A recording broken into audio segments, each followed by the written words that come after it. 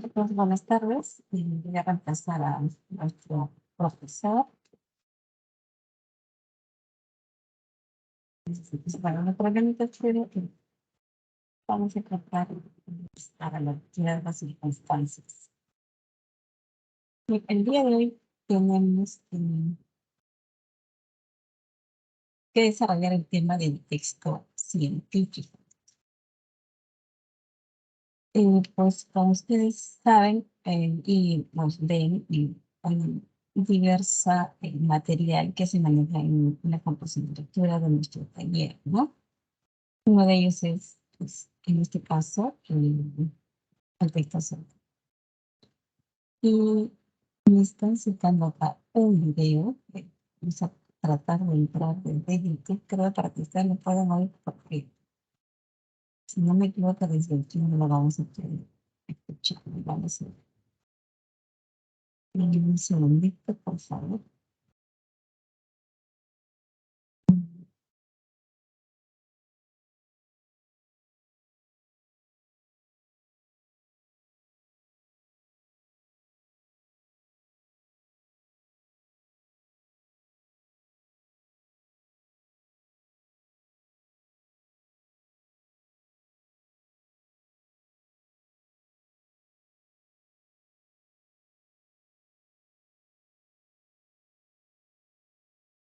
Ah,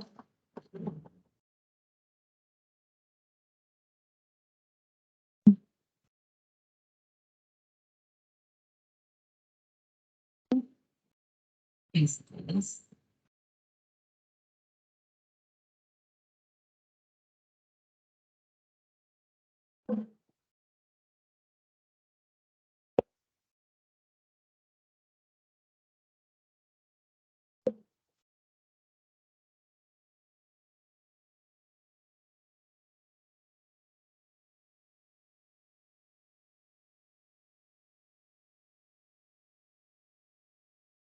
Pueden decir, pueden oír audio de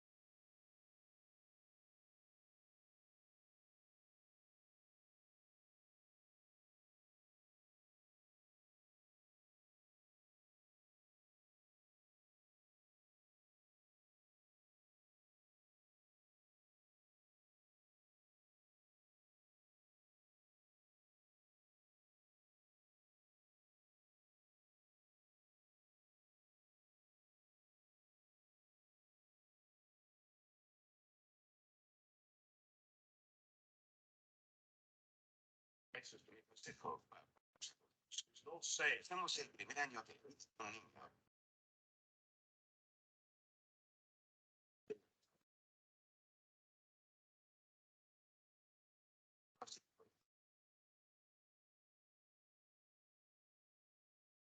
De forma que cuando llegamos a adolescentes,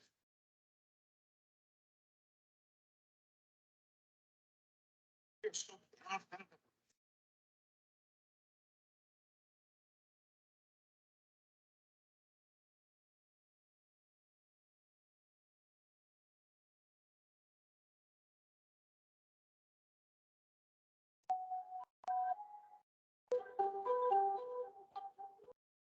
Una de las ventajas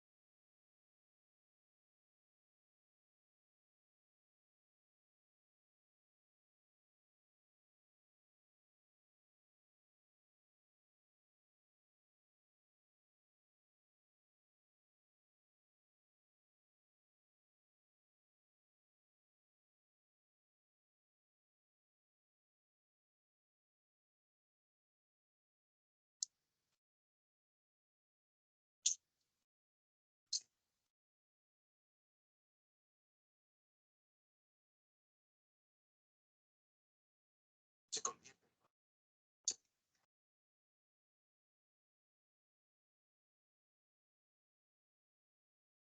en pon de arena.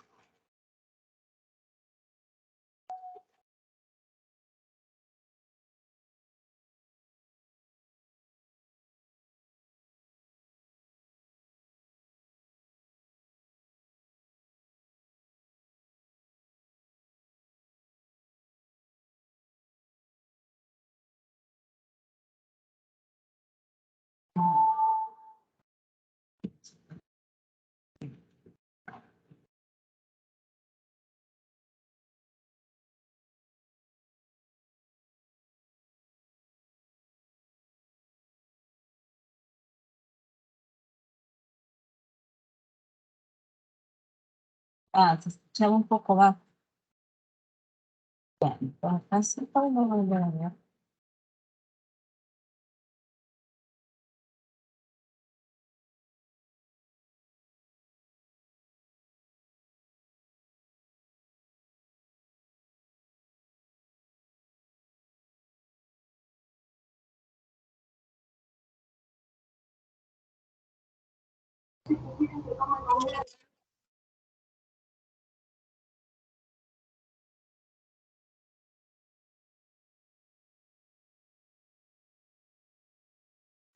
Profesora, no se escucha el audio.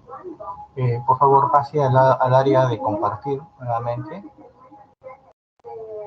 Deje de compartir y inicie compartición para poder aplicarle el link para que pueda escuchar el audio.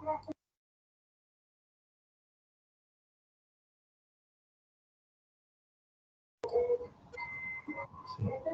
Ahí, al momento que usted inicie compartir nuevamente, inicie compartir, le da clic en pantalla, le da clic en pantalla, en la parte de abajo hay un cuadradito donde dice compartir audio en el equipo. Tiene que dar check en compartir audio para que se pueda escuchar el audio del YouTube que está compartiendo.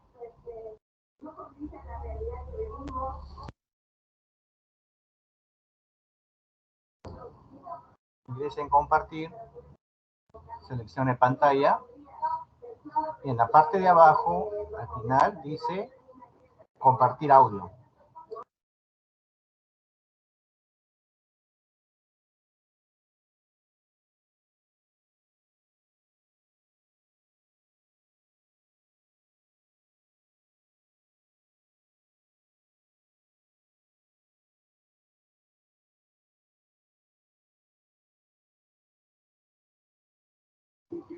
Está en la misma pantallita.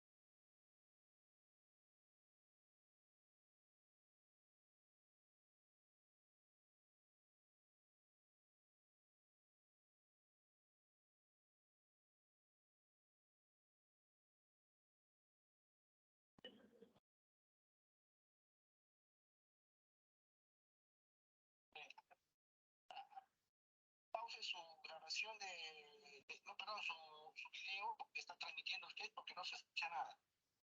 ¿Tiene pausado? Ya, ahora muéstrame la pantalla con el celular. Para yo poder indicar. Ya, vamos a darle a compartir. Comparta. ¿Ya? Dele clic. Ya, esto. De nuevo. Dele clic. Ya, ahí. Seleccione la pantalla. Ya. Pero que se va. Me faltó poner abajo el check de compartir audio.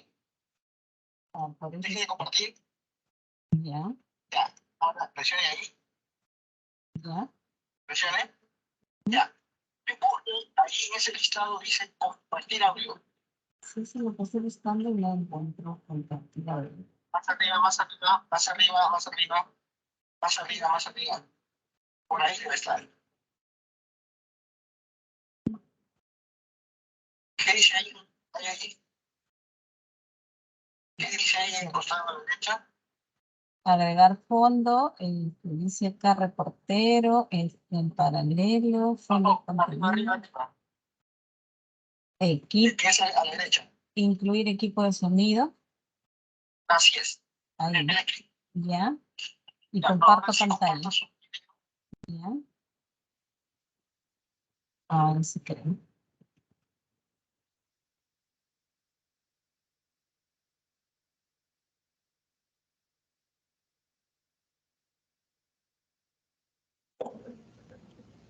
If you look at our closest genetic relative to human beings, it would be the chimpanzee.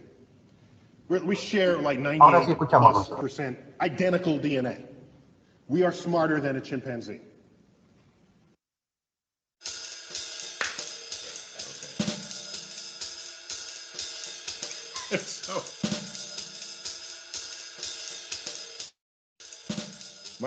Mi consejo va para los adultos. Pasamos el primer año de la vida de un niño.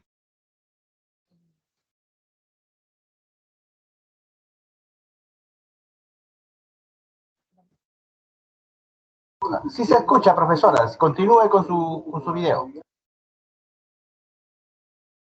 Andar y hablar.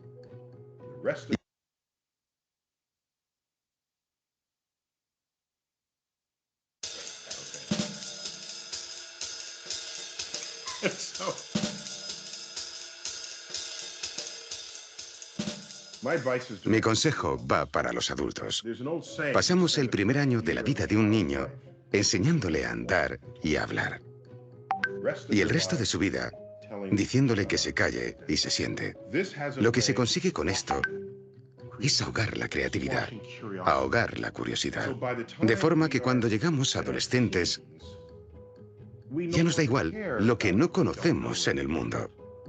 Tenemos tanta curiosidad que puede matarnos.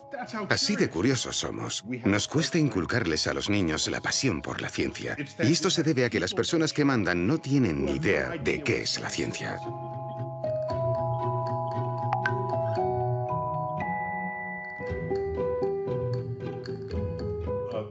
Una de las ventajas, en mi opinión, de estar todos conectados a través de Internet es que podemos formar comunidades que existan en espacios virtuales. Lo que está creciendo entre el público general en la era de Internet, de las redes sociales, es un universo que antes estaba oculto, el de los geeks. Ellos conocen y valoran el papel de la ciencia y la tecnología en el progreso de la civilización. Las personas más ricas del mundo provienen de esta comunidad. Bill Gates es el máximo exponente de los geeks. Veo el mundo a través de la perspectiva que tengo como astrofísico y como educador. Y me doy cuenta de que si la comparto con los demás por Twitter, la gente acabará viendo el mundo como lo veo yo. Todos los fallos de Gravity, con el narrador especial, Dr. Neil deGrasse Tyson. Misterios de Gravity. ¿Por qué Bullock, una doctora en medicina, lleva el mantenimiento del telescopio espacial Hubble? ¿Por qué el pelo de Bullock en escenas de gravedad cero, que por lo demás son convincentes, no flota libremente por su cabeza? La película Gravity debería retitularse Gravedad Cero. Cuando escribo algún tuit que ni siquiera es polémico en ningún aspecto, la gente solo busca discutir. No se me ha comprendido bien cuando tuiteo sobre cine. Podéis respetar a Neil deGrasse Tyson todo lo que queráis, pero eso no cambia que tenga pinta de ser la peor persona con la que ver una película. Primero, déjame decirte algo bien clarito. Durante la peli no digo nada. Es después cuando hablo. Mi finalidad cuando tuiteo sobre una peli que acabo de ver es hacer que la gente se dé cuenta de algo que quizás haya pasado por alto. Tú has elegido seguirme. No voy a retorcerte el brazo y decirte sígueme. No, es una elección. Me ilusionan las preguntas más profundas y misteriosas que aún no tienen respuesta. ¿Cuál es la naturaleza de la energía oscura, de la materia oscura? ¿Cómo surgió vida de las moléculas orgánicas? Quiero saber si hay vida, sobre todo si hay vida inteligente en otros lugares. Me intriga cómo procesa la gente la información y cómo toma decisiones. A menudo, si no estamos entrenados para pensar la información, terminamos tomando decisiones que no son lo mejor para nosotros. La educación no debería basarse en volcar información en el cerebro de las personas, sino en entrenar a la gente para que piense. ¿Cuándo se convierte la información en conocimiento? ¿Y cuándo se convierte el conocimiento en sabiduría? No sé si esto se enseña en los colegios, pero debería, porque pueden ponderar enormemente a la gente y a las civilizaciones.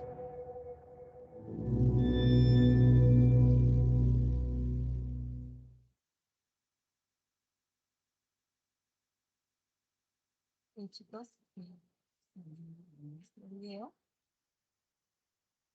que es lo que nos ha sugerido en el material que tenemos que realizar el día de hoy.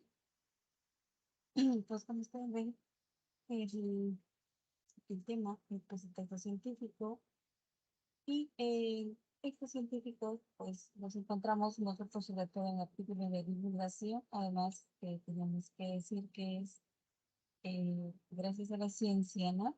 Y su método ordenado y riguroso es que vamos llegando, la humanidad, ¿no?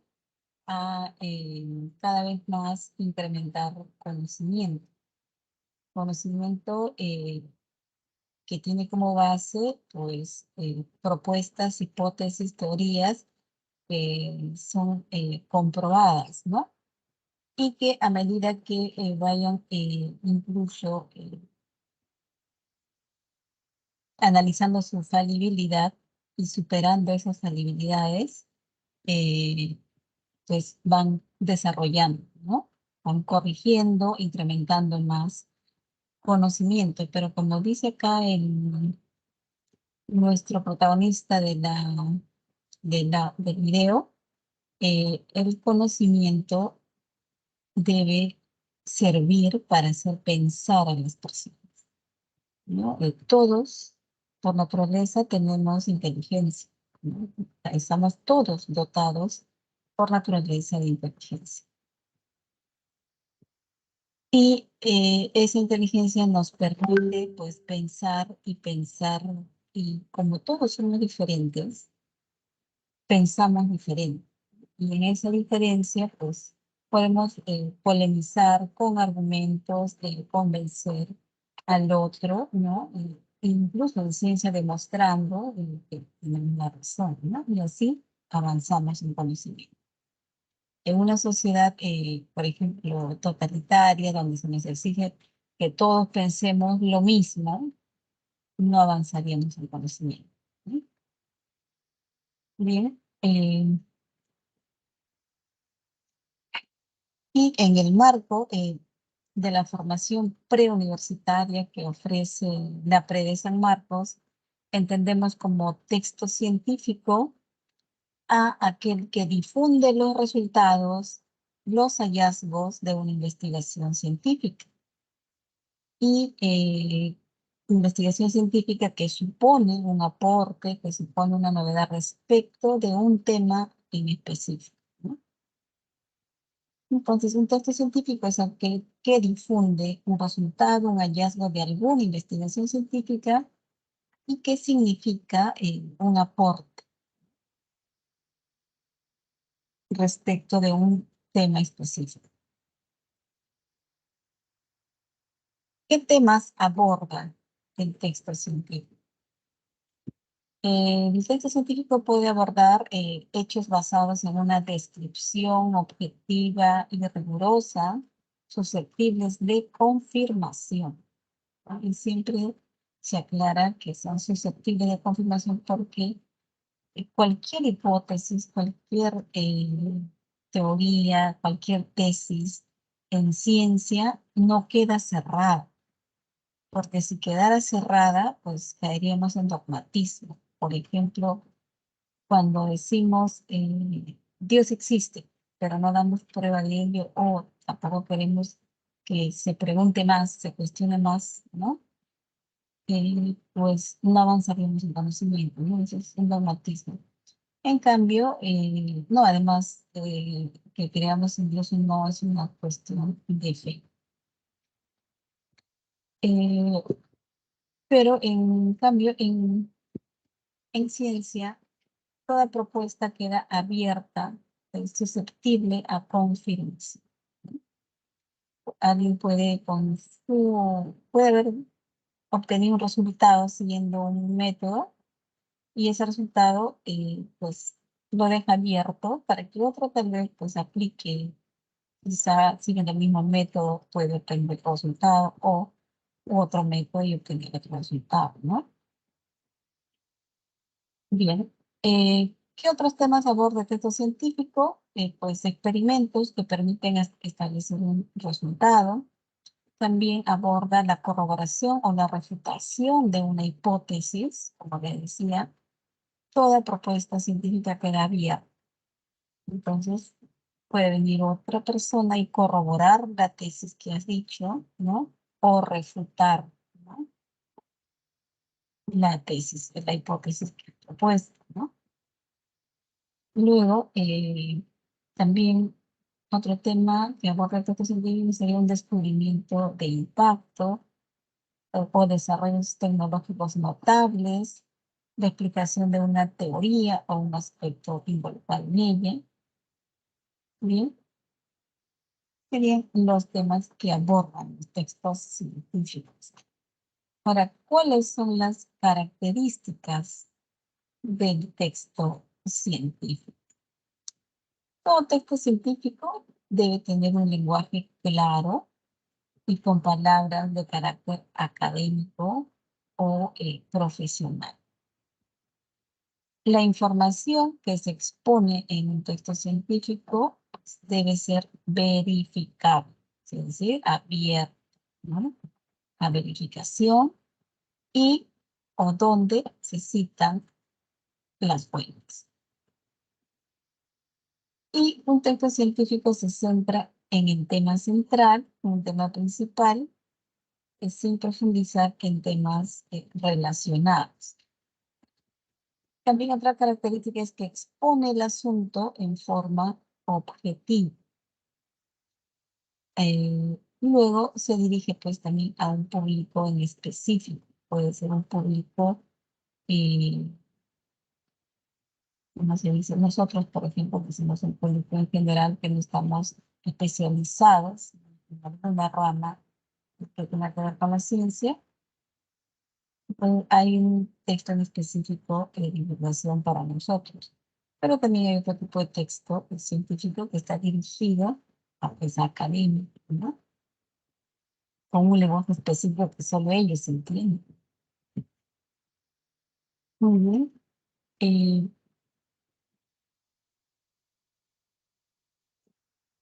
¿Cuáles son estos tipos de textos a los que nos referíamos anteriormente?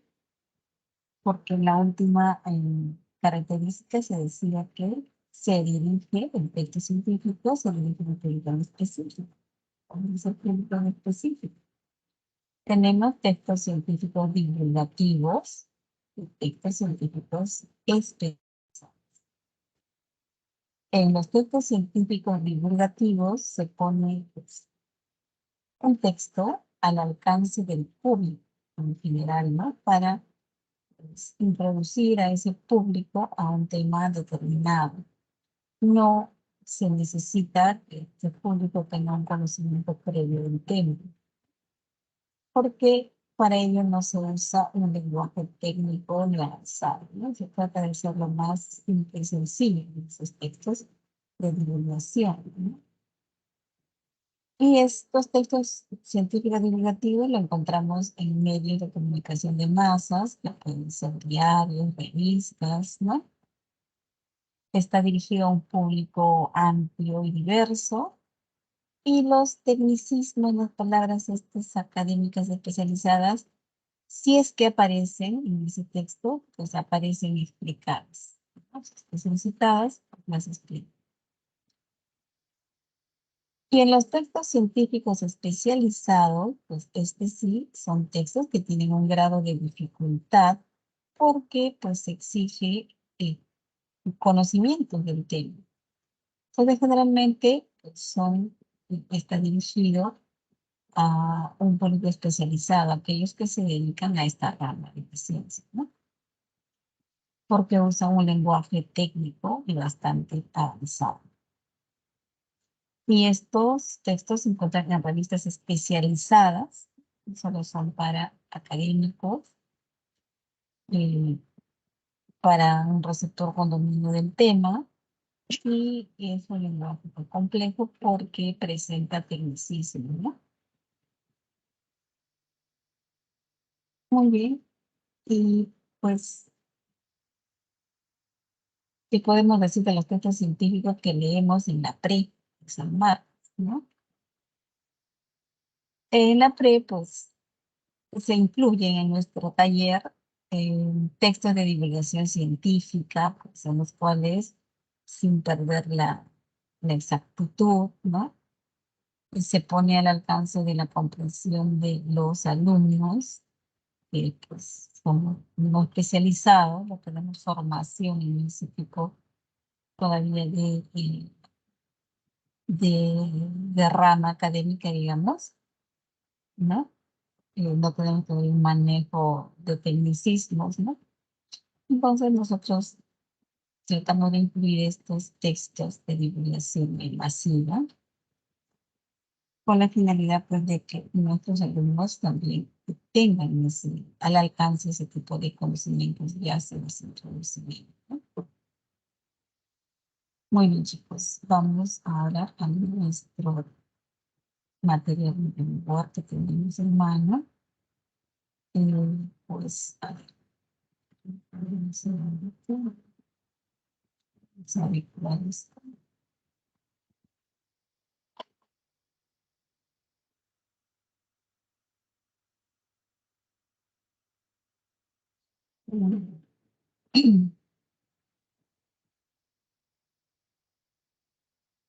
Vamos rápidamente a nuestra primera lectura. Dice lo siguiente, la primera lectura, pues hemos de afirmar con rotundidad que el respeto por el pensamiento científico no implica la creencia de que todas las hipótesis científicas actuales sean ciertas. La mayoría de las nuevas hipótesis no lo son. La savia de la ciencia es el ciclo de conjetura y refutación. Plantear una hipótesis y luego ver si sobrevive a los intentos de falsar. Este aspecto se les escapa a muchos críticos de la ciencia que señalan alguna hipótesis desacreditada como prueba de que no cabe confiar en la ciencia, como un rabino de la infancia que rebatía la teoría de la evolución de esta manera. Los científicos creen que el mundo tiene 4.000 millones de años. Solían pensar que el mundo tenía 8.000 millones de años. Si pueden equivocarse en 4.000 millones de años, pueden volver a equivocarse en otros 4.000 millones de años.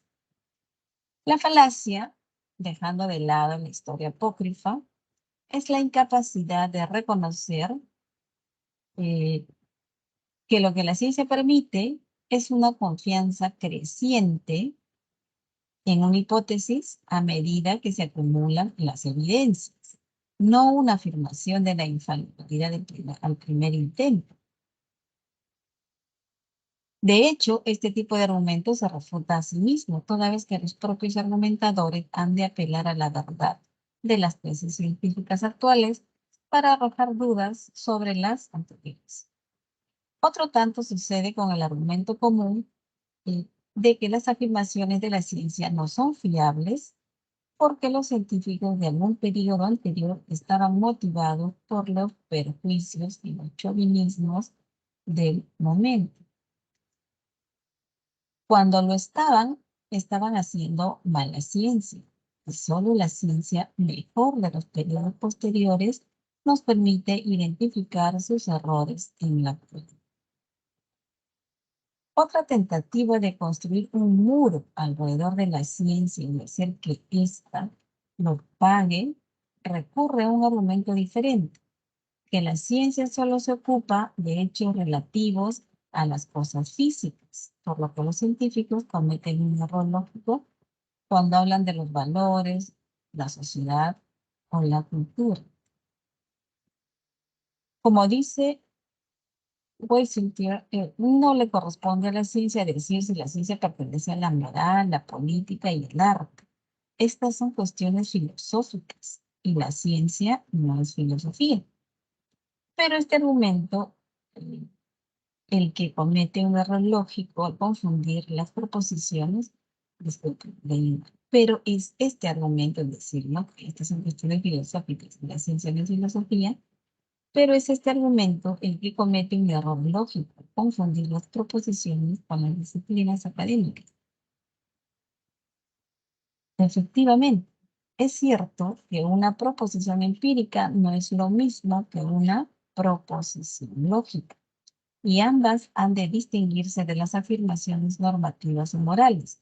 Pero ello no significa que los científicos estén bajo un secreto sumario que les prohíba discutir asuntos conceptuales y morales.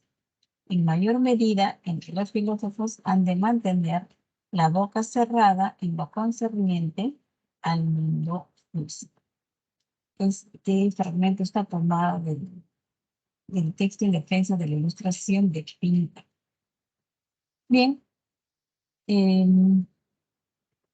no sé si vamos viendo ya las preguntas o revisamos un poco lo que nos han hecho aquí. ¿Qué nos dicen acá en el texto? Que inicia de la manera siguiente, ¿no? Que hemos de afirmar con rotundidad que el respeto por el pensamiento científico no implica la creencia de que todas las hipótesis científicas actuales sean ciertas. Así es, ¿no? Como les decía, cualquier hipótesis queda abierta a ser falsada, abierta a ser nuevamente, bueno, reafirmada, ¿no? Dice, la mayoría de las nuevas hipótesis no lo son. O sea, no son ciertas, nos está diciendo, ¿no? La savia, la esencia de la ciencia, es el ciclo de conjetura y refutación. Así avanza el conocimiento científico. Conjetura, o sea, se hace una hipótesis, se conjetura, no es una probabilidad de que así sea. Y esa probabilidad que en un momento se asume como verdadero, porque así nos lo demuestra alguna prueba que hayan hecho, en un momento resulta verdadera por alguna observación o un resultado de alguna prueba. Pero más adelante, bueno, eso queda abierta a que más adelante alguien o algunos pues demuestren lo contrario, ¿no? Y así van avanzando. Eso no son verdades absolutas los resultados de la ciencia. Entonces, la savia de la ciencia es el ciclo de conjetura y refutación. Plantear una hipótesis y luego ver si sobrevive a los intentos de falsarla. Claro, si sobrevive a los intentos de falsarla, de decir que no es cierto, ¿no? Pues de eso se trata el avance del conocimiento, ¿no? Mientras más sobreviva a los intentos de falsarla, pues esa certeza de ese conocimiento se mantiene, ¿no? En el tiempo. Como cuando algún momento dijeron que la Tierra era el centro del universo, pero a medida que avanzó la tecnología, ¿no? Ya se cambió esa idea, ¿no? Y así, ¿no? Entonces es un ejemplo que tengo, ¿no? Bueno, este aspecto se les escapa, dicen muchos críticos de la ciencia. Este aspecto de que la esencia del conocimiento científico de la ciencia es ese ciclo de conjetura y refutación, donde plantear una hipótesis y luego ver si sobrevive a los intentos de falsarla, ¿no?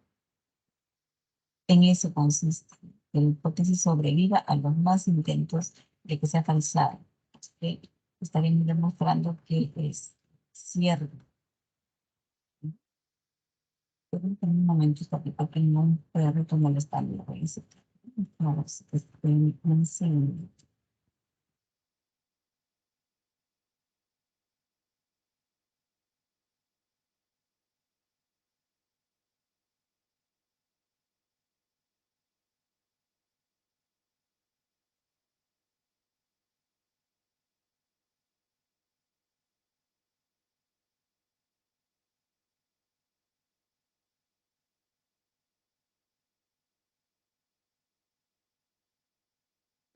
Siempre que estoy inquieta, ya se voy de abajo de cada esquema.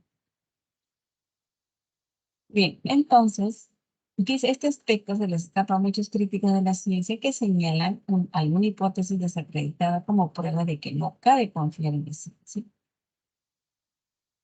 Por ello, o sea, se agarran de ello algunos, ¿no? Para criticar a la ciencia, que no hay que confiar porque su verdad no es absoluta. Pero es que no avanzaríamos en conocimiento si fuera absoluta, porque según dogma ya no habría más que discutir, ¿no? Más que seguir pues observando, ya no habría más. Pero así. Los científicos creen que el mundo tiene 4.000 millones y solían pensar que el mundo tenía 8.000 millones. Si pueden equivocarse en 4.000 millones, pueden volver a equivocarse en otros 4.000 millones.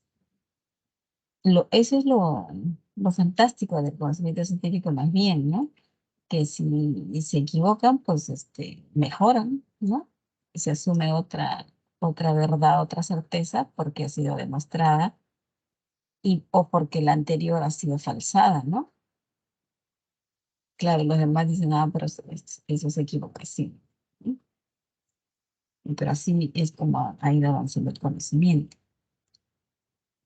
La falacia, ¿no? Dejando de lado la historia apócrifa, dice, es la incapacidad de reconocer que lo que la ciencia permite, o sea, lo que está haciendo cuando dicen que, pues si se equivocan en 4 millones, pueden volver a equivocarse en 4 millones más, ¿no? Porque antes decían que creen que el mundo tiene 4 millones, pero no, ahora dicen que tiene 8.000 millones de años. Se equivocaran en 4.000 millones, podrían equivocarse en otros más, ¿no? Es una falacia.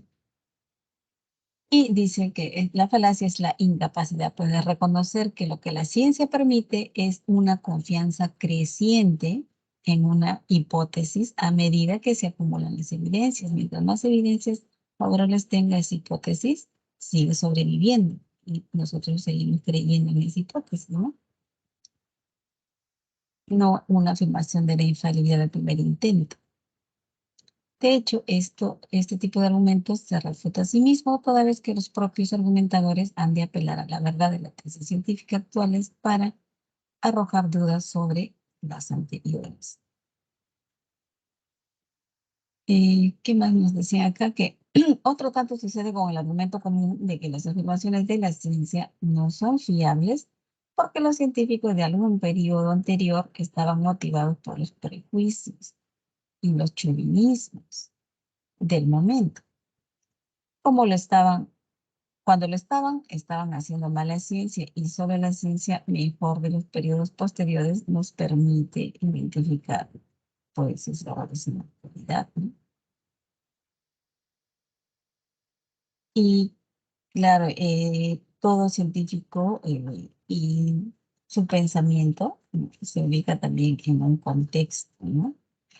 Y el pensamiento de la humanidad ha ido también cambiando, ¿no? Y claro, en algún momento puede haber esto influido o influenciado en sus propuestas, ¿no? Bien, otra tentativa de construir un muro alrededor de la ciencia y hacer que ésta lo pague recurre a un argumento diferente. Que la ciencia solo se ocupa de hechos relativos a las físicas, por lo que los científicos cometen un error lógico cuando hablan de valores, la sociedad o la cultura. Eso es lo que se le critica también a la ciencia, que solamente se dedican a hechos físicos. Es que, claro, tienen que demostrarlo. No podemos hablar, por ejemplo, en un campo de ciencia de Dios, porque es algo que no podemos demostrar, ¿no? Ahora, si hablamos también de valores, de sociedad, de cultura, pues eso es bien complicado de mostrar, ¿no? Porque primero, el ser humano como tal, un solo ser humano es tan complicado, ni siquiera nosotros mismos nos entendemos, ni siquiera nosotros mismos nos conocemos. Imagínense tener teorías exactas sobre la sociedad, ¿no? Hay generalizaciones que se hacen, ¿no? Sobre la sociedad, la cultura, ¿no? Pero todos los seres humanos pensamos de diferente manera, tenemos diferentes comportamientos y creencias, diferentes culturas. ¿Cómo podemos encontrar exactitud? ¿Cómo podemos demostrar algo? Eso parece que esos no son los de los que se ocupan la ciencia, ¿no? Sobre hechos físicos. Pero ya habían respondido, alguien le respondió, Wesley Center, no le decía que no le corresponde pues a la ciencia decir si la ciencia pertenece a la moral, la política y el arte. Esas son cuestiones de la filosofía, ¿no? Y la ciencia no es filosofía. Pero dice este argumento, es este argumento el que comete un error lógico al confundir las proposiciones con las disciplinas académicas. Efectivamente, es cierto que una proposición empírica no es lo mismo que una proposición lógica. Y ambas han de distinguirse de las afirmaciones normativas o morales. Pero ello no significa que los científicos estén bajo un secreto, ¿no? Pues, de sumario que les prohíba discutir asuntos conceptuales y morales, en mayor medida en que los filósofos han de mantener la boca cerrada en lo que concierne al mundo físico. Pero de eso no es de lo que se ocupa la ciencia. Primera pregunta. ¿Cuál es la idea principal del texto? A ver, chicos, por el chat, A, B, C o D. La A dice los principales argumentos que permiten cuestionar la ciencia se corroboran en los resultados experimentales ineficaces. A ver, revisemos la siguiente idea. La ciencia carece de potencial para abordar problemas de carácter moral, según los que la rechazan. Y Pinker rebate esta idea. Pinker es el autor del texto. Se dice, se evidencia actualmente una resistencia a la ciencia que se manifiesta e intenta validarse a partir de una serie de ideas falsas. Luego tenemos acá la D. La ciencia es impugnable debido a su incapacidad para sostener que el aporte de los científicos anteriores ostente validez. Bueno, la D no es, ¿no? Es impugnable debido a la incapacidad para sostener el aporte de los científicos anteriores. Bueno, E dice, todas las hipótesis actuales son ciertas debido al avance tecnológico que asegura la pertinencia y la infalibilidad de la ciencia. No, la ciencia es falible. No podríamos decir que todas las hipótesis actuales son ciertas, ¿no? Porque la tecnología ya está avanzada, toda la ciencia es cierto. No. Por acá, gracias Franco, nos dice que sería la C. Se evidencia actualmente una resistencia a la ciencia que se manifiesta e intenta validarse a partir de una serie de ideas falsas. Hay un texto, hay una exposición, ¿no?, de varios argumentos en contra, ¿no?, de la ciencia, y son argumentos que contienen ideas falsas, ¿no?, falacias. Sí, sería la C, chicos. El autor entonces lo que está haciendo es reflexionar acerca del rechazo actual hacia la ciencia, de acuerdo con lo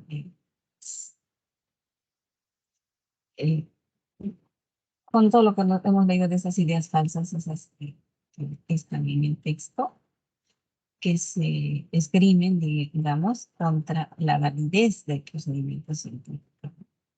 Y es el autor el que se está encargando también de deshacer esas ideas falsas, ¿no?, en el texto. Bien, chicos. Pregunta 2. La palabra muro, ¿qué connota? Muro está en el siguiente contexto. Es decir, otra tentativa de construir un muro alrededor de la ciencia y hacer que ésta lo pague por un monumento diferente. Connota muro en este caso.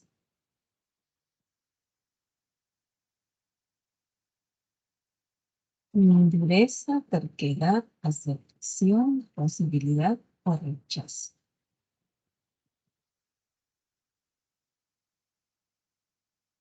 Cuando preguntamos por connotación, estamos casi diciendo qué implica, ¿no? Porque no preguntamos por qué significa, sino qué hay más allá del significado.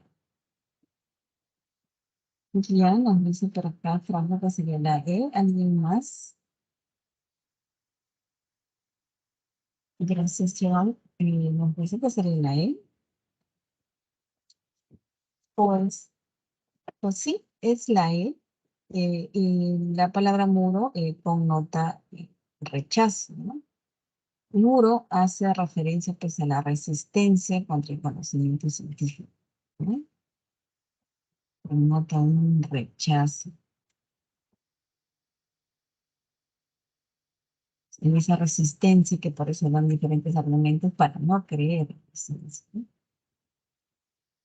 Bien, o para no confiar. Pregunta 3. La palabra sobrevivir, ¿qué connota? Y recuerdan que mientras. La savia de la ciencia es el ciclo de conjetura y refutación. Plantear una hipótesis y luego ver si sobrevive a los intentos de pensar. A mayor evidencia, pues es más confiable, ¿no? ¿Qué connotará sobrevivir? Inteligibilidad, consistencia, perfección, divergencia o producción. Gracias, Franco, dice que la B. Si una teoría, una hipótesis sobrevive, ¿no?, a varias, digamos, revisiones, se mantiene, ¿no?, pues, más en el tiempo, sí diríamos que pues, es porque es más consistente, ¿no? Sobrevivir hace referencia pues, a la capacidad de una propuesta científica para mantenerse, ¿no?, ante los intentos de pues, cuestionarla, falsarla, ¿no? Entonces, connota consistencia. Si sobrevive es porque tiene mayor consistencia. Muy bien. Pregunta 4. ¿Es posible deducir del texto que el problema principal que enfrenta el autor del texto es el siguiente? ¿Cuál es el problema que enfrenta el autor? ¿En qué se distingue una proposición empírica y una de carácter lógico? ¿O cómo debe procederse para evitar el chauvinismo de carácter científico? ¿O cuál es la razón por la que el científico evita los problemas de tipo ético? ¿O por qué se sostiene que la ciencia debe inclinarse hacia la infalibilidad? ¿En qué se sostiene el rechazo actual contra el conocimiento científico?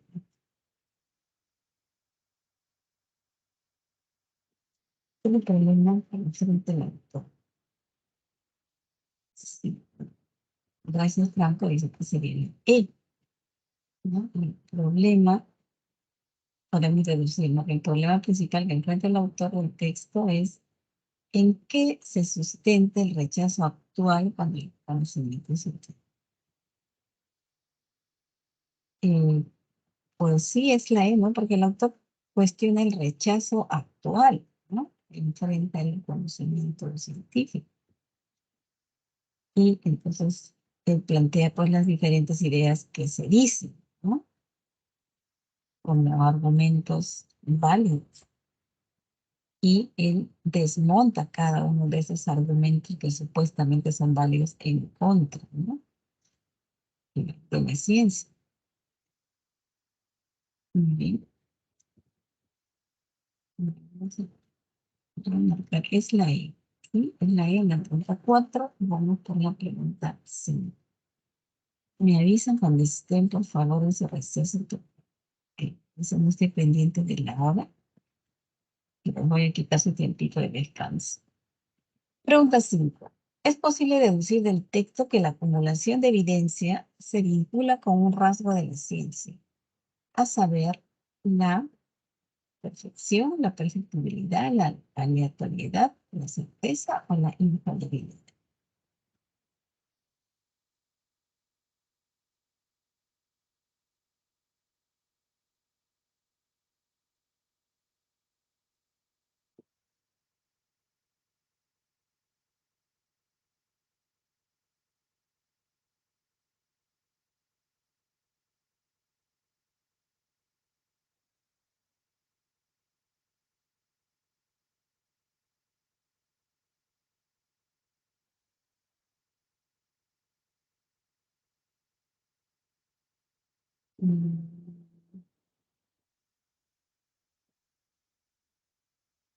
Saben cómo dice que sería la D. Es posible deducir del texto que la acumulación de evidencia se vincula con un rasgo de la ciencia, a saber, la certeza. Y no es la respuesta correcta, Franco y Rodrigo.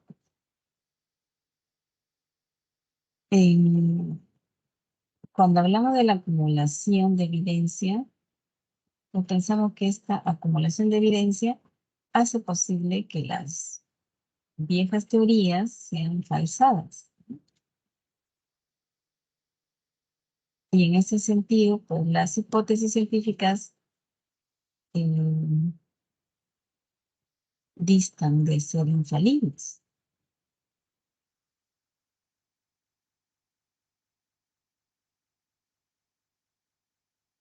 Y más bien como queda abierta a ser falsada, ¿no? Son más bien pasibles de ser mejoradas, ¿no? Superadas, digamos. Mejoradas es mejor el término.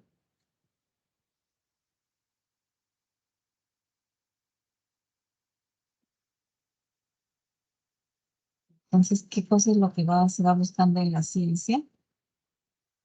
Los científicos no se molestan de que falsa es una hipótesis, sus teorías, sus propuestas, sus tesis.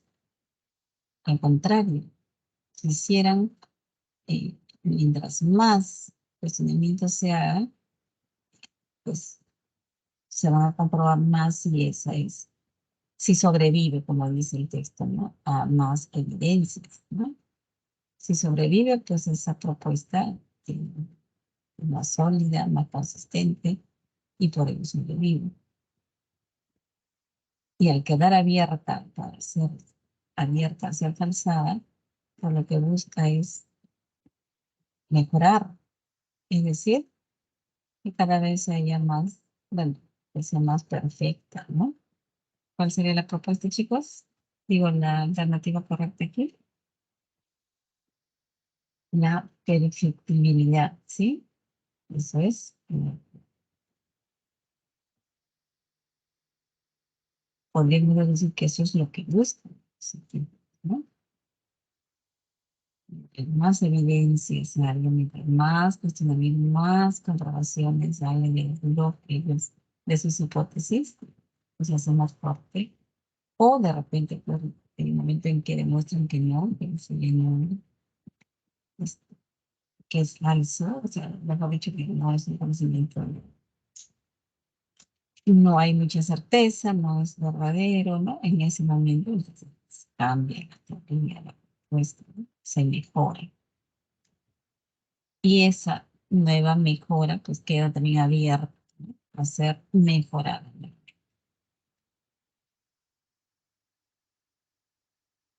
Bien, pregunta 6, chicos. Sobre los problemas que enfrenta el científico, es incompatible afirmar que estos cambian permanentemente, pues las hipótesis son falsables, o algunos de estos se corresponden con el ámbito del mundo físico.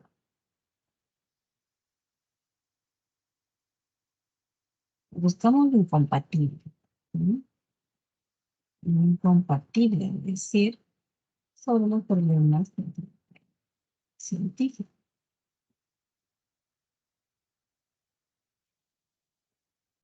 Este carece de herramientas para arrostrarlo de naturaleza ética.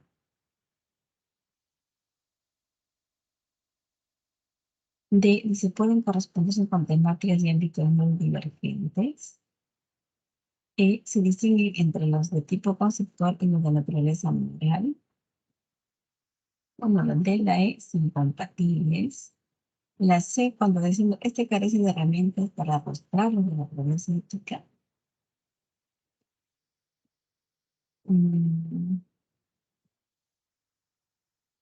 El Pinker, el autor del texto, nos dice que es falso sostener que la ciencia es incapaz de enfrentar problemas de tipo moral, ¿no?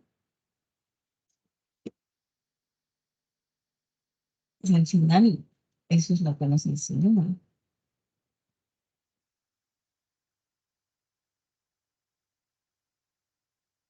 Cuando decimos, a ver, que esta es la cuestión de, decía Weiss, va en sentido que no le corresponde a la ciencia decir si la ciencia pertenece a la moral, la política y el arte. Estas son cuestiones filosóficas y la ciencia no es filosofía. Esto respondió es Weissenstein, ¿no? Pero es este argumento el que comete un error lógico al confundir las proposiciones con las disciplinas académicas. Efectivamente, es cierto que una proposición empírica no es lo mismo que una proposición lógica. Y ambas han de distinguirse de las afirmaciones normativas morales.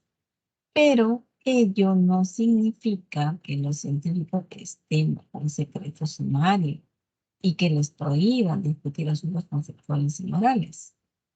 En mayor medida que los filósofos han de mantener la boca cerrada en lo concerniente al mundo físico. En mayor medida en que los filósofos han de mantener la boca, bueno, lo que dice acá es que no significa porque los científicos no puedan discutir sobre asuntos conceptuales, ¿no? O asuntos morales.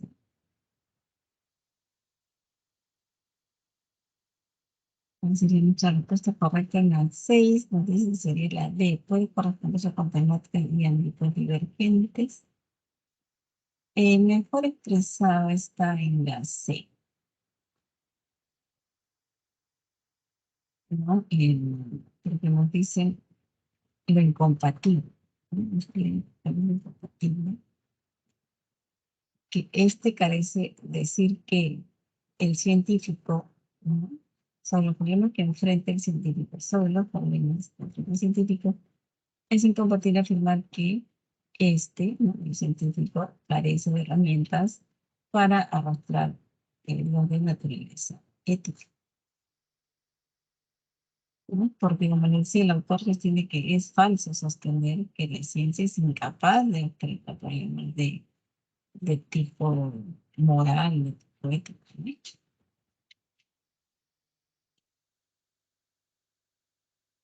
Podría hacerlo. Bien, pregunta 7. Resulta inconsistente con el desarrollo textual. También hay una pregunta de incompatibilidad. Resulta inconsistente con el desarrollo textual afirmar que la explicación de fenómenos de la naturaleza es incompatible. Pues afirmar que la explicación de fenómenos de la naturaleza devienen en el cumplimiento de conjeturas tentativas y reajustables de acuerdo con la acumulación de evidencia empírica. O B, se logra el primer intento y de forma definitiva con las herramientas conceptuales consistentes y la metodología adecuada.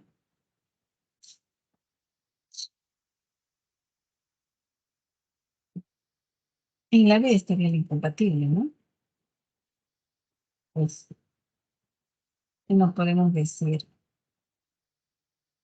que la explicación de fenómenos de la naturaleza se logra al primer intento, de forma definitiva, por una verdad absoluta, con las herramientas conceptuales consistentes y la metodología adecuada, ¿no? Porque no es cierto que las conjeturas, las hipótesis, la tesis, las propuestas, ¿no? Se logren al primer intento. Porque lo que dicen en el texto, recuerdan, es como lo que la ciencia permite es una confianza creciente en una hipótesis a medida que se acumulan las evidencias. En un momento nos hablan de que pues, es infalible, ¿no? Las conjeturas. Bien. Hay una última pregunta más. 8, 7B, muy bien, Rodrigo. Es la B, lo que es inconsistente, porque el conocimiento científico o alguna propuesta, alguna conjetura, no se logra al primer intento y de forma definitiva tampoco, ¿no? Queda abierto. Sí mismo, pues, esa falsada o falseada. Muy bien. Pregunta 8.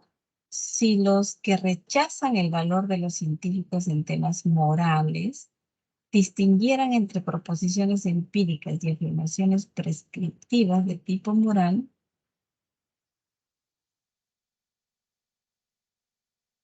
así que nos están diciendo aquí que los que rechazan el valor de los científicos en temas morales no distinguen acaso entre proposiciones empíricas y afirmaciones prescriptivas de tipo moral.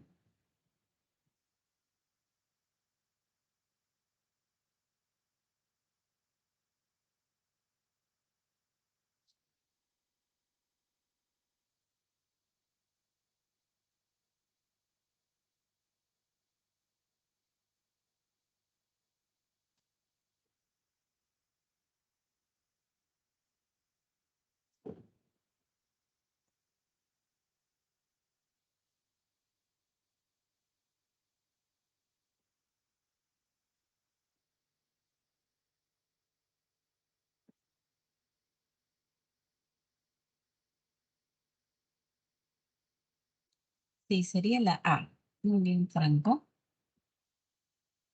Si los que rechazan el valor de los científicos en temas morales distinguieran entre proposiciones empíricas y afirmaciones prescriptivas de tipo moral, asumirían que el científico puede reflexionar sobre la justicia. O sea, según el texto, pues, los que rechazan el valor de los científicos en temas morales, pues no distinguen entre proposiciones empíricas y afirmaciones prescriptivas de tipo moral. Si lo distinguieran, pues asumirían que el científico puede reflexionar sobre la injusticia o la cultura.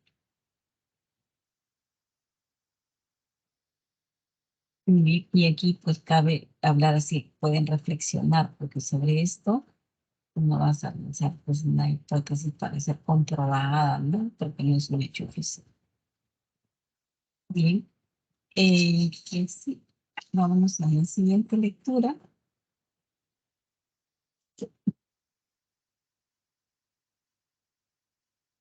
Tenemos el texto 2, dice lo siguiente. Los estudiosos de la cognición espacial piensan que las personas y otros muchos animales nacemos con una capacidad para usar 3 tipos de marcos de referencia: geocéntrico basado en la Tierra, egocéntrico o basado en el sujeto, y por último, el que está basado en cualquier objeto. En función de la tarea y las circunstancias. Un caso sencillo en que podemos vernos cambiando entre un marco egocéntrico y otro centrado en los objetos es cuando vemos una determinada forma como un diamante puesto cara arriba y después la vemos como un cuadrado inclinado. Un ejemplo contundente es la ilustración que se presenta luego, tomada del psicólogo Fred Atniev, en la que la figura de la parte superior derecha se puede percibir como un diamante o como un cuadrado, según si mentalmente se agrupa con la línea horizontal o la diagonal de la forma y por lo tanto si está ensartada en el eje horizontal o en el diagonal. A ver, observen ustedes, chicos. Dice que un ejemplo contundente es la ilustración, esta que están viendo. Dice que la figura de la parte superior derecha se puede percibir como un diamante o como un cuadrado. Pues se referirá a esta, ¿no? Superior derecha.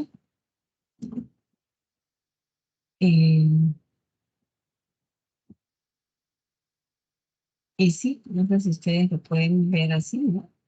O lo podemos percibir como un diamante, como un rombo o como un cuadrado también. O sea, se puede percibir de 2 maneras, según si mentalmente se agrupa con la línea horizontal o con la línea de las formas. Y por lo tanto, si está ensartada en el eje horizontal o en el diagonal, así es, se puede percibir de 2 maneras. Si la vemos en conjunto con, ¿no? En la parte derecha, pues decimos que es cuadrado, que se ve como línea horizontal, digamos, por lo menos como que es un diamante, un blanco, ¿no?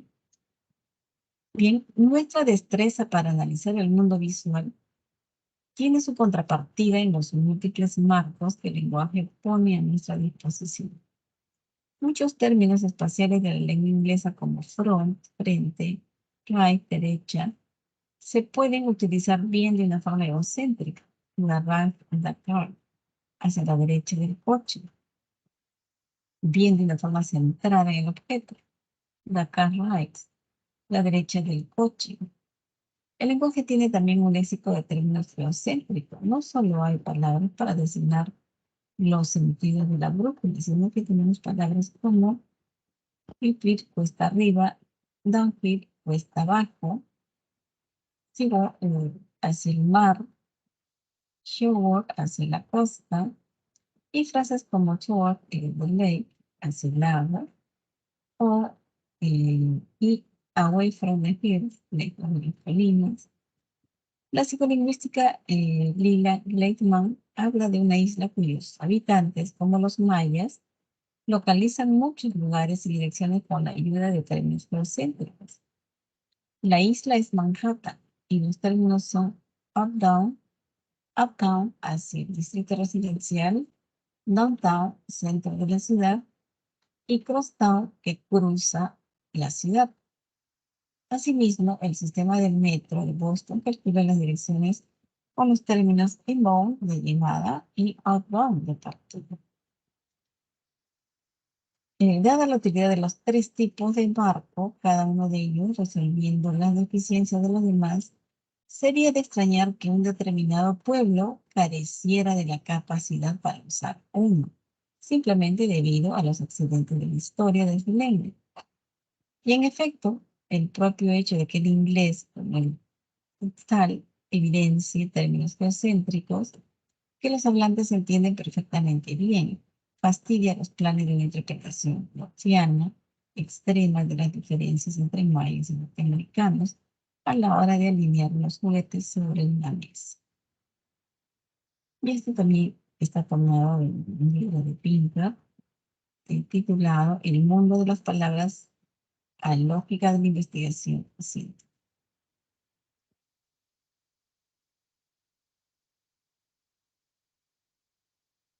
Bien, entonces vamos a ver qué nos dice la pregunta. La primera es, ¿cuál es el tema del texto?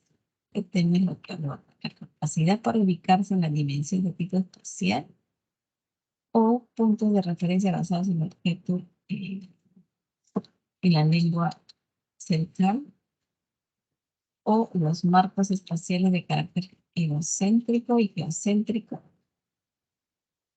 o de las diferencias espaciales entre la lengua inglesa y el satsang, o los marcos de referencia espacial quizás por relatos lingüísticos.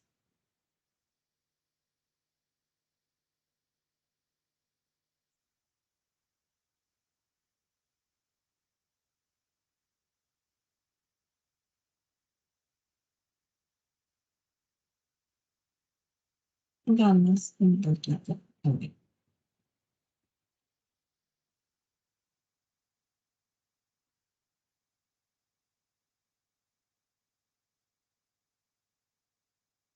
Nos dicen que al inicio, ¿no?, que los estudiosos de la cognición espacial piensan que las personas nacemos con una capacidad para usar tres tipos de marco de referencia, ¿no?, en función de la tarea y las circunstancias.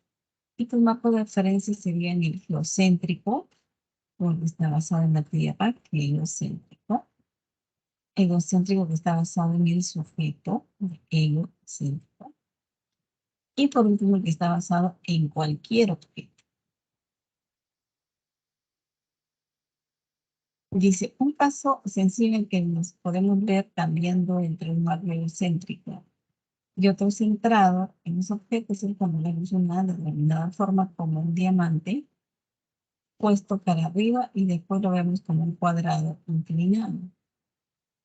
como el que vimos en la figura.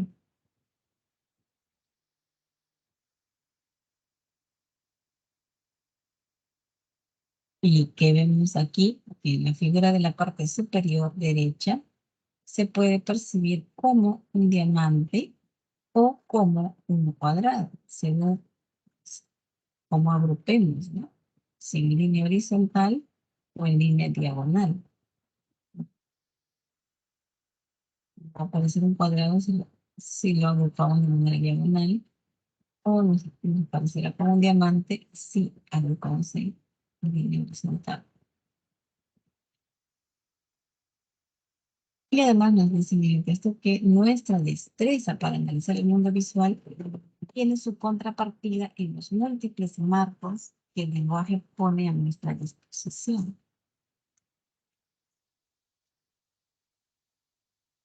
Y nos hablaron, ¿no?, de los usos de frente, derecha, ¿no?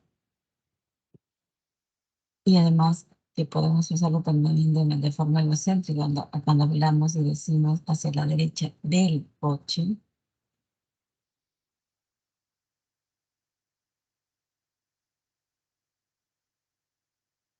También hay palabras que se hablan solamente para designar los sentidos de la brújula, sino que tenemos palabras como cuesta arriba, cuesta abajo, hacia el mar, hacia la costa, hacia el lago, o para decir un lado de las colinas.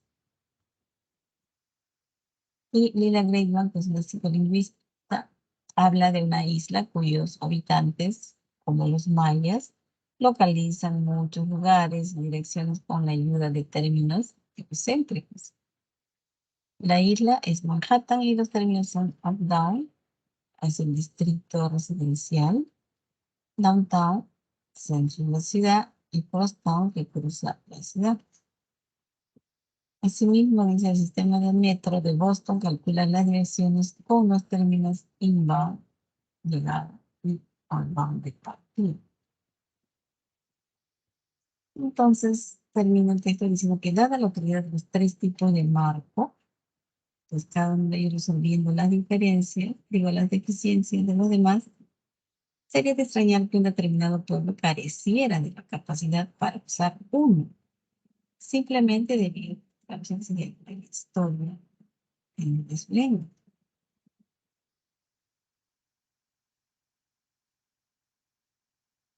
Y vamos entonces a responder nuestra pregunta 1.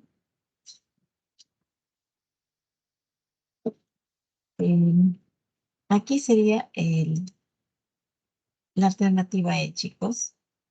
El texto pues aborda los marcos de referencia y sus formas lingüísticas, ¿no? Esos correlatos lingüísticos.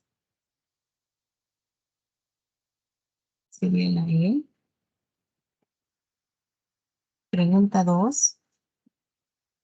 El vocablo accidente significa, nos piden simplemente el significado, fricción, carencia, bueno, significado de acuerdo al contexto, ¿no?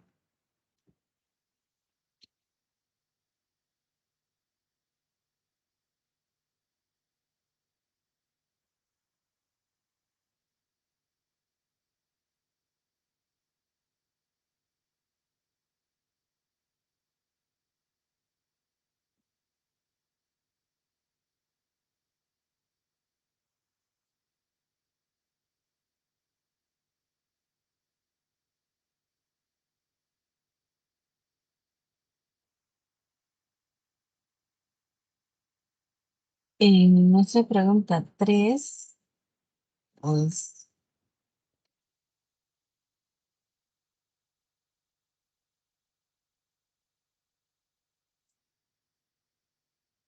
no, le respondimos, no, estamos en la pregunta 2, el correo. Accidente estaría significando aquí, pues, cambio, ¿no? Porque accidente aquí alude a los procesos que sufre una lengua cualquiera a lo largo de su desarrollo histórico, ¿no? Entonces, vocablos según el texto El contexto significaría pues, cambio. Pregunta 4. Sobre los cambios, un marco de referencia a otro y su correspondencia con la imagen, se puede deducir que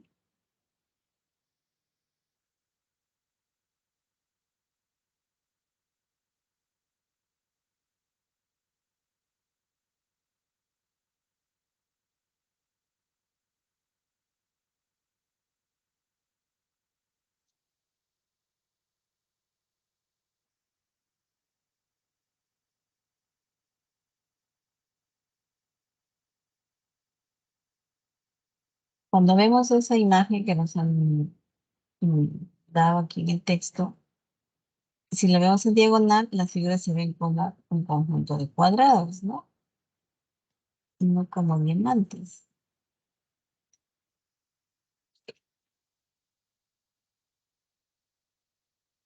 ¿Esto qué significa? Que la percepción de conjunto se debe a la proximidad. Por ello se ven cuadrados. ¿Siguen ahí, chicos?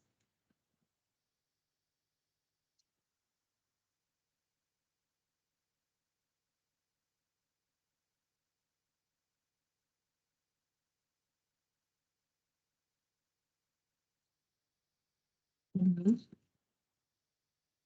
Es un poquito complejo este texto, pero a ver. Vamos con la pregunta 4. Sobre los marcos de referencia espacial, es incompatible afirmar. Vamos con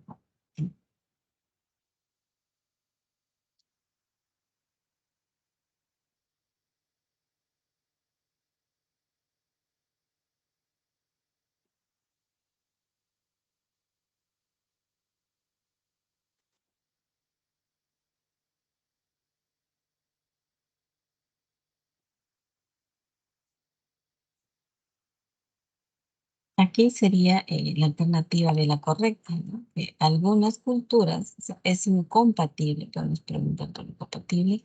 Sobre los marcos de referencia espacial es incompatible afirmar que algunas culturas son más sofisticadas mientras que otras son mucho más simples. Y, por ejemplo, si recuerdan, nos citaban en el texto las diferencias entre el inglés y el quetzal, ¿no? Eh, el autor considera pues, que a pesar de las divergencias, sería claro que una cultura carezca de alguno de estos marcos, ¿no? Por lo menos uno deben de tener. Sería lo incompatible. Es decir, algunas culturas son más sofisticadas mientras otras son mucho más simples.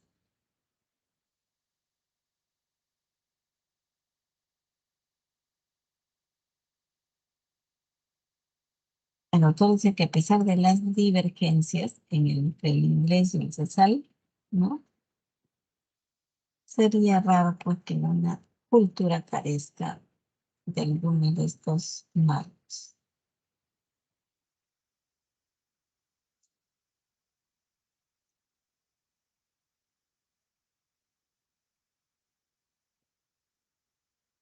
Y vamos a la pregunta 5.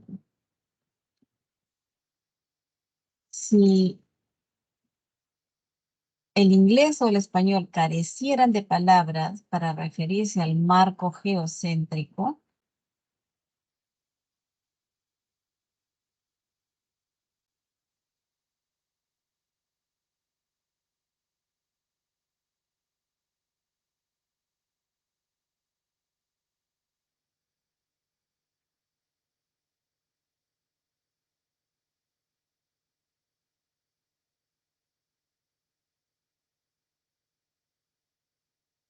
el autor nos decía que para que las lenguas eh, B, 5B, no sería la B. Les decía que para el autor las lenguas poseen correlatos para los marcos de referencia espacial, ¿no? Si alguna careciera de correlatos para, pues, algún marco, la complejidad no sería bien universal.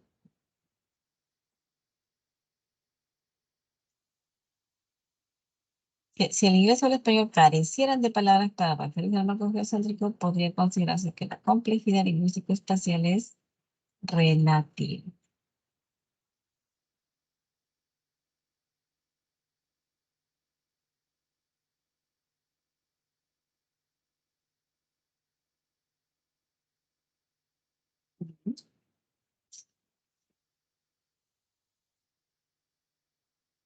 Vamos al siguiente texto.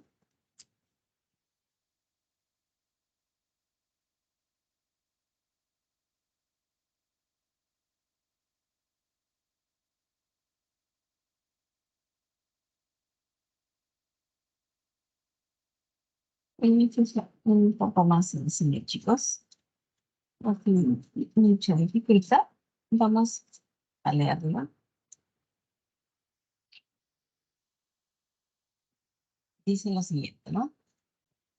La agresividad de muchos animales respecto de sus propios congéneres no es nada perjudicial a la especie en cuestión. Antes bien, es un instinto indispensable para su conservación. Pero esto no debe inducir al optimismo acerca de la actual situación de la humanidad, sino todo lo contrario. Las pautas innatas de comportamiento pueden ser trastornadas por cualquier cambio insignificante en sí de las condiciones del medio.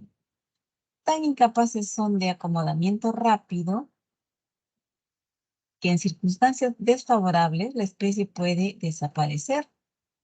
Y los cambios que el hombre ha hecho en su propio medio están lejos de ser insignificantes.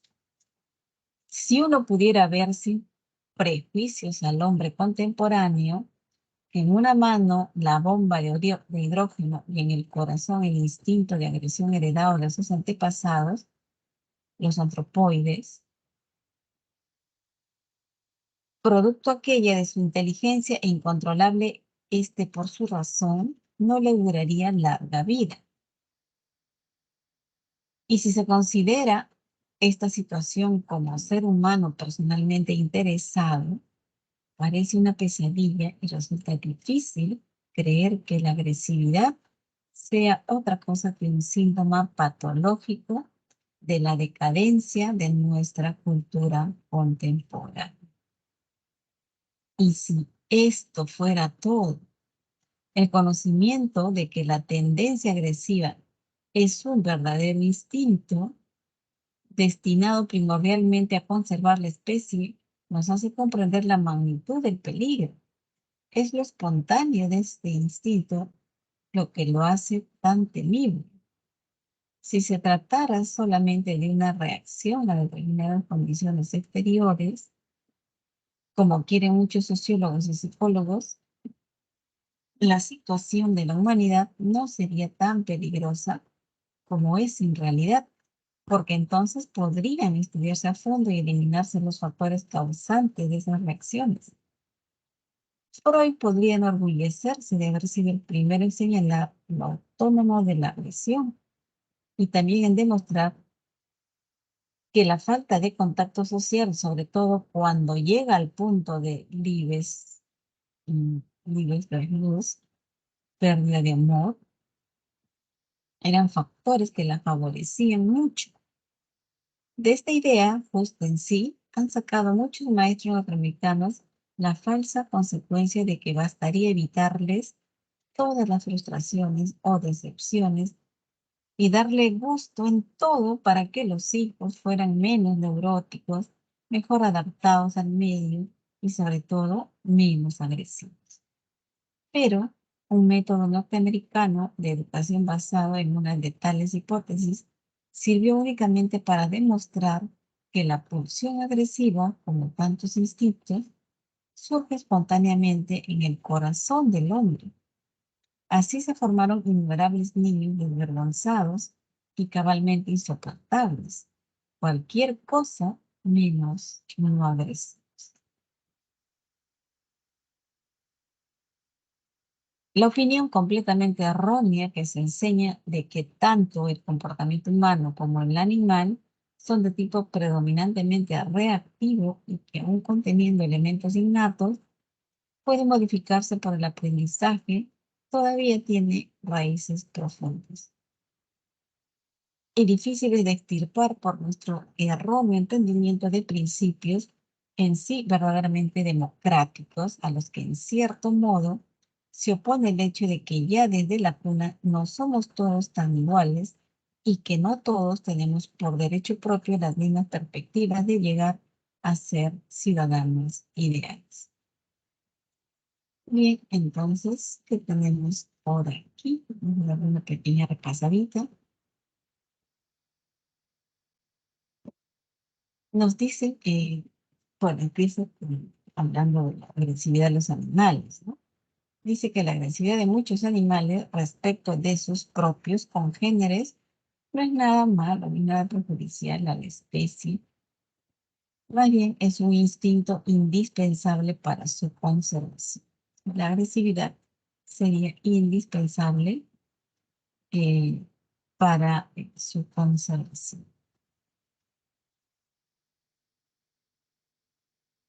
Pero dice esto esto no debe inducir al optimismo acerca de la actual situación de la humanidad, sino por el contrario. Las pautas innatas de comportamiento pueden ser trastornadas por cualquier cambio significante en sí, en las condiciones del medio. Tan incapaces son de acomodamiento rápido que en circunstancias desfavorables la especie pues, podría desaparecer. Y los cambios que el hombre ha hecho en su propio medio están lejos de ser insignificantes. Si uno pudiera ver sin prejuicios al hombre contemporáneo, en una mano la bomba de hidrógeno y en el corazón el instinto de agresión heredado de sus antepasados, los antropoides, producto aquella desinteligencia incontrolable, por su razón no le duraría larga vida. Y si se considera esta situación como ser humano personalmente interesado, parece una pesadilla y resulta difícil creer que la agresividad sea otra cosa que un síntoma patológico de la decadencia de nuestra cultura contemporánea. Y como si no fuera poco, dice el conocimiento de que la tendencia agresiva es un verdadero instinto destinado primordialmente a conservar la especie, nos hace comprender pues, la magnitud del peligro. Es lo espontáneo de ese instinto lo que lo hace tan terrible.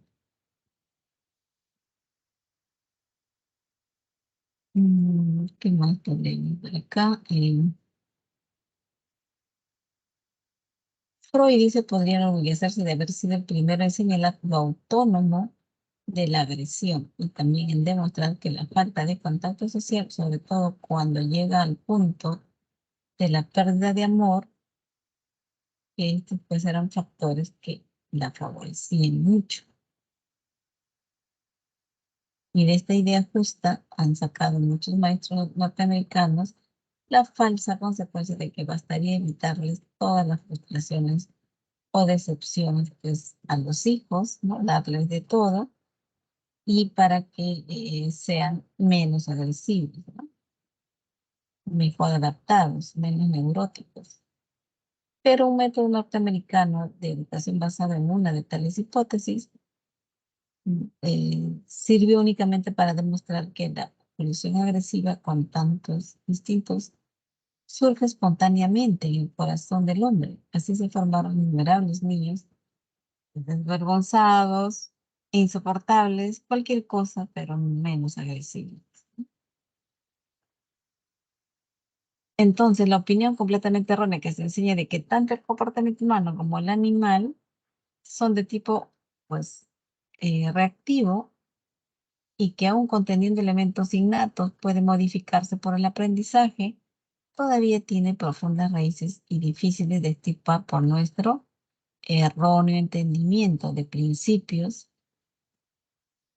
en sí verdaderamente democráticos, a los que en cierto modo se opone el hecho de que ya desde la cuna no todos somos iguales y que no todos tenemos por derecho propio las mismas perspectivas de llegar a ser ciudadanos ideales. Bien, chicos, primera pregunta. ¿Cuál es el tema de la discusión? La conducta humana y sus diversas manifestaciones biológicamente definidas, o será las condiciones exteriores que definen la atenuación de la violencia humana, mm, o la impugnación de que la agresividad humana está socialmente condicionada. La agresividad está socialmente condicionada, ¿no? Según el texto. Gracias, Franco. Sí, pues es la C, porque el autor discute la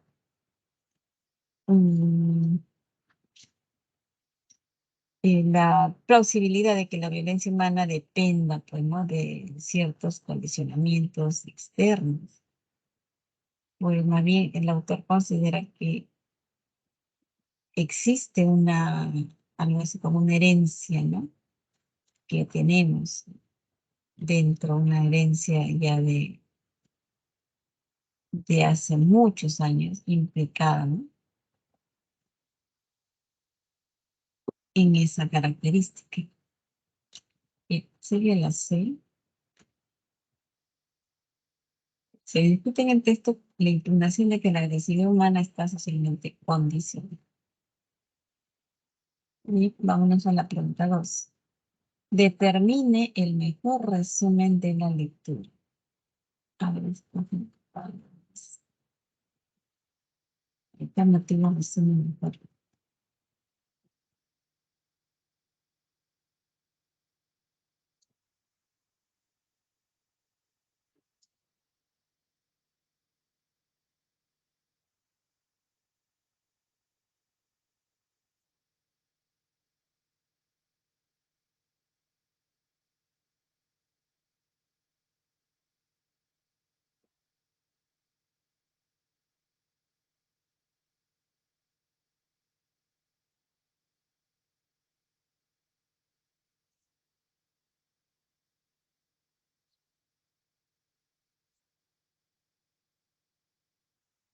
Gracias, Franco. Sí, sería la A, ¿no?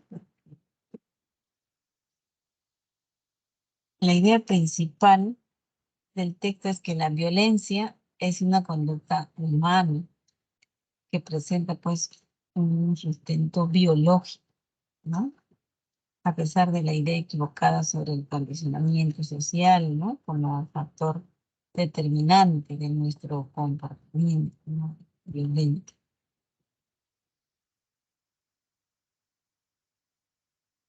Las conductas humanas violentas distan de explicarse como consecuencia de determinadas condiciones sociales que les impulsan.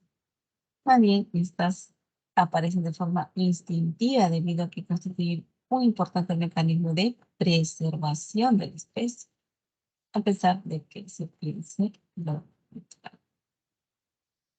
Bien, vamos a la pregunta 3. En el texto la palabra favorecer, ¿qué connota?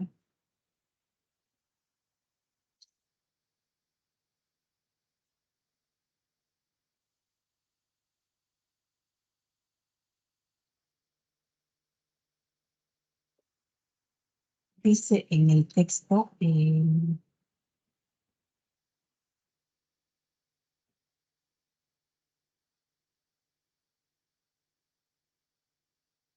esta idea, no, no sé cómo hacerlo.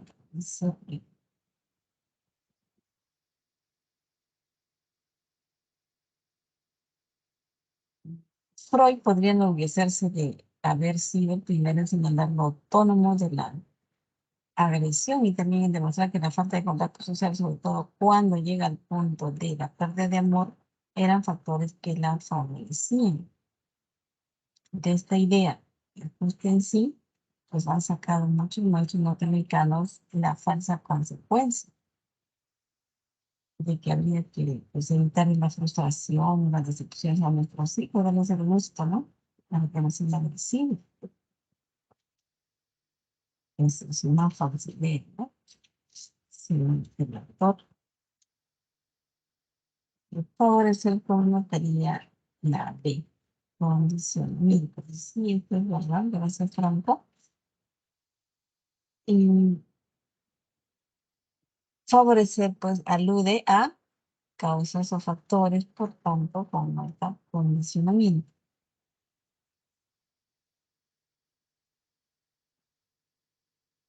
Dani Rodrigo. Sí, es la de en la pregunta 3. Vamos ahora por la pregunta 4. Del método educativo norteamericano señalado en el texto se deduce que para ese método, vamos a silenciar, repasarlo rapidito, que decía, hay un método norteamericano de educación basado en una de tales hipótesis. Sirvió únicamente para demostrar que la pulsión agresiva, como tantos instintos, surge espontáneamente en el corazón del hombre. Así se formaron innumerables niños desvergonzados y cabalmente insoportables. Cualquier cosa menos de eso. ¿Cuál era ese método? Decía que bastaría con evitarles todas las frustraciones, las decepciones a los niños, ¿no? Para que fueran menos neuróticos, mejor adaptados y sobre todo menos agresivos, ¿no? Si tú que hacerle todo, hacer todo lo que pide, ¿no?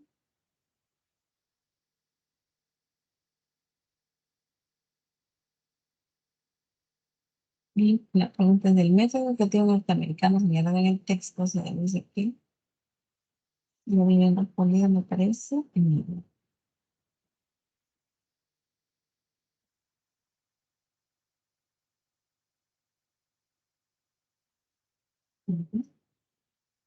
Franco dice que la E, que fue un fracaso por basarse en la idea de que la violencia es así, por pensar que es la sociedad la que nos hace violentos, no que está en, ¿no? en nosotros, como cliente en texto. Este hubiera sido un fracaso, ¿no? Porque se señala que ese método generó cualquier cosa menos individuos no agresivos.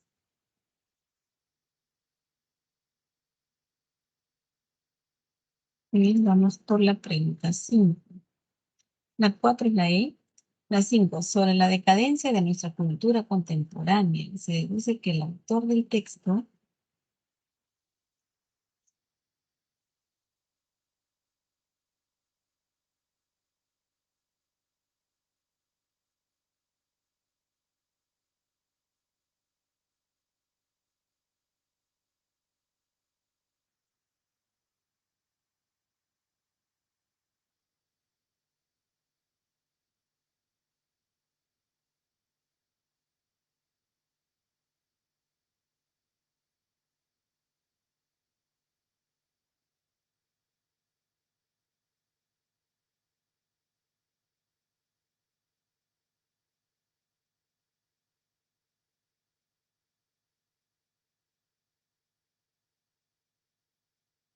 gracias, Franco. Sí, efectivamente es la E.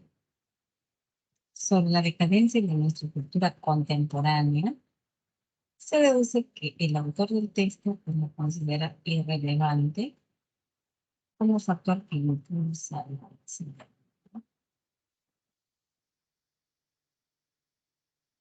El autor, más bien, evidencia, ¿no? Un rechazo respecto de la violencia condicionada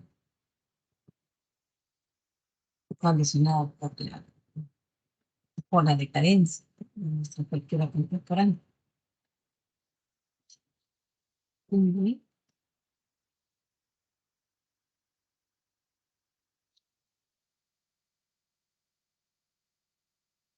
Todavía hay más preguntas de este texto. Pregunta 6. Sobre la bomba atómica, como invento destructivo, es incompatible afirmar que A, fue creada por el instinto de preservación de la paz mundial.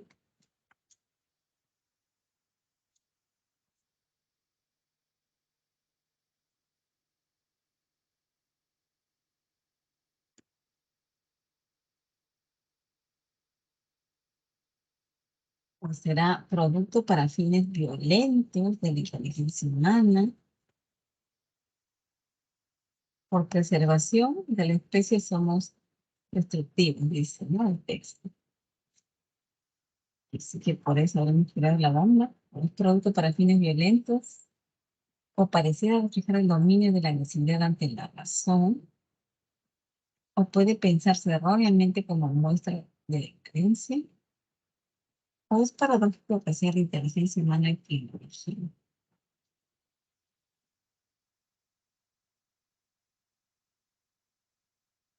Ahí nos preguntan por incompatible. De afirmar sobre la bomba atómica como invento.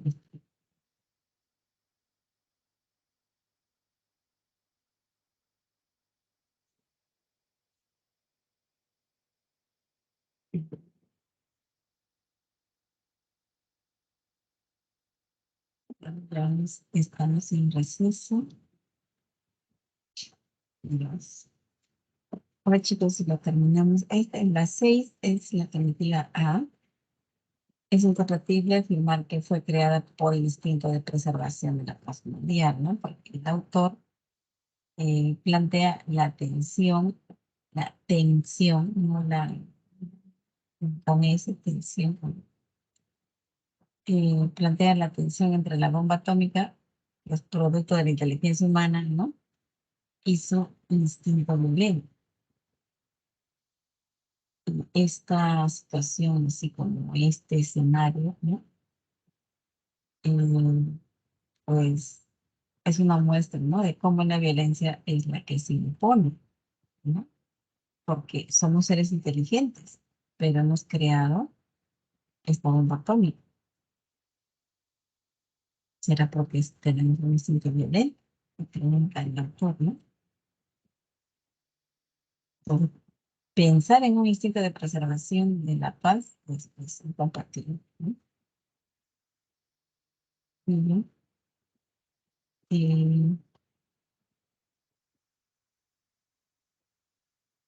Bueno, nos dejo en el receso, chicos, y regresamos con la pregunta 7.